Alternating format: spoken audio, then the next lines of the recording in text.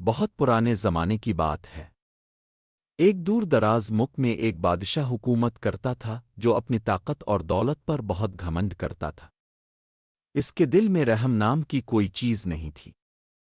اس کے حکم کے بغیر کوئی سانس نہیں لیتا تھا اور رعایا اس کے خوف سے کانپتی تھی۔ وہ غریبوں پر ظلم کرتا، ان سے زبردستی ان کا مال چھین لیتا، اور اگر کوئی اس کے خلاف بولتا تو اسے قید خانے میں ڈال دیتا، اصولی پر چڑھا دیتا۔ لوگوں کے دلوں میں اس کا نام سن کر خوف بیٹھ جاتا تھا، مگر زبانیں خاموش تھیں کیونکہ کوئی بھی اس کے غصے کا نشانہ نہیں بننا چاہتا تھا۔ بادشاہ دن بدن زیادہ مغرور ہوتا جا رہا تھا۔ اسے لگتا تھا کہ اس کے سوا دنیا میں کوئی طاقت نہیں۔ ایک دن وہ اپنے شاندار محل کے دربار میں بیٹھا تھا جہاں اس کے وزیر، سپاہی اور خوشامدی موجود تھے۔ اس نے غرور سے کہا، میں اس زمین کا بادشاہ نہیں بلکہ خدا ہوں۔ میری مرضی کے بغیر کوئی پتہ بھی نہیں ہلتا۔ یہ سن کر سب درباری سر جھکا کر خاموش ہو گئے۔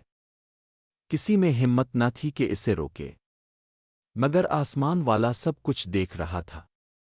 اللہ کی خاموشی ہمیشہ انصاف کے آنے کی نشانی ہوتی ہے۔ کچھ دن گزرے تو بادشاہ نے حکم دیا کہ محل کے قریب بہنے والی ندی کا پانی موڑ کر اس کے باغوں میں لایا جائے، تاکہ وہ ہر صبح اپنے پاؤں اسی پانی سے دھوئے۔ ہزاروں مزدور لگ گئے مگر کام مکمل نہ ہوا۔ بادشاہ غصے سے آگ بگولا ہو گیا۔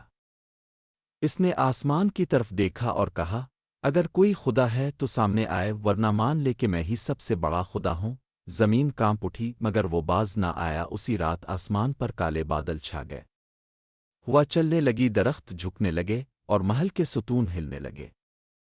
لوگ بھاگنے لگے مگر بادشاہ غرور میں اپنے تخت پر بیٹھا رہا۔ اچانک بجلی چمکی اور ایک زوردار کڑک نے پورے قلعے کو ہلا دیا۔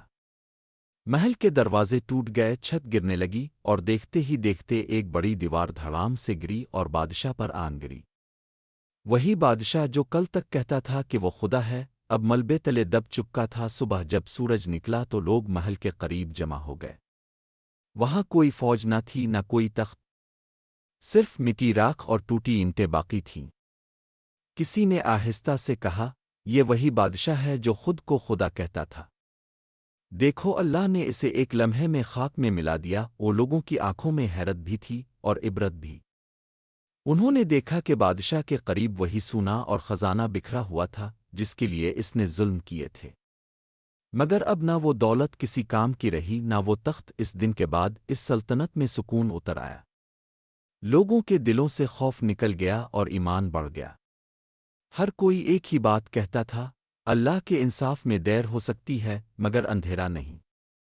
ظالم جتنا بھی طاقتور ہو، آخر اس کا انجام ذلت ہی ہوتا ہے۔ مائیں اپنے بچوں کو اس کہانی سے نصیحت دیتی تھیں کہ بیٹا، ظلم کبھی نہ کرنا، اللہ کے انصاف سے کوئی نہیں بچ سکتا۔ وہ آج بھی جب اس محل کے کھنڈرات کے قریب ہوا گزرتی ہے تو لگتا ہے جیسے وہ سرگوشی کر رہی ہو، میں خدا ہوں، اور اسی لمحے ایک بجلی کڑکتی ہے، یاد دلاتی ہے کہ اصل طاقت صرف اللہ کے ہاتھ میں ہے۔